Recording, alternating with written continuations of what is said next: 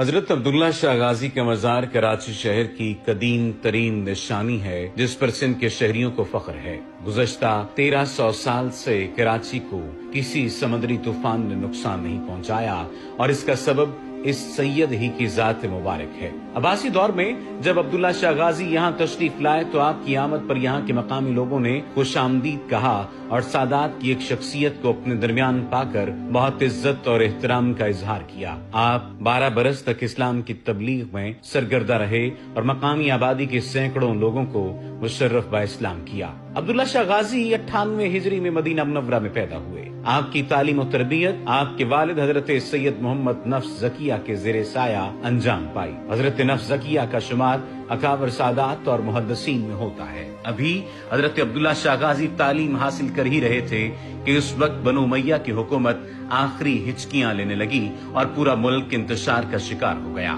پھر خلافت عباسی کا دور شروع ہوا۔ حضرت نفس زکیہ نے 138 ہجری میں عباسیوں کے خلاف علم بغاوت بلند کیا اور اپنی دعوت خلافت تحریک مدینہ منورہ سے شروع کی۔ اہل سنت کے اماموں امام ابو حنیفہ اور امام مالک نے بھی آپ کی تحریک کا بھرپور ساتھ دیا، جس کی پاداش میں عباسی گورنر نے امام مالک کو کوڑے لگوائے۔ ان حالات میں تحریک کی حکمت عملی کے پیش نظر حضرت سید محمد نفس زکیہ نے اپنے بھائی ابراہیم کو بصرہ روانہ کیا، جبکہ حضرت عبداللہ شاہ غازی کو سندھ جانے کا حکم دیا۔ حضرت عبداللہ شاہ غازی عراق سے ہوتے ہوئے سندھ کی جانب روانہ ہوئے اور بجائے جنگ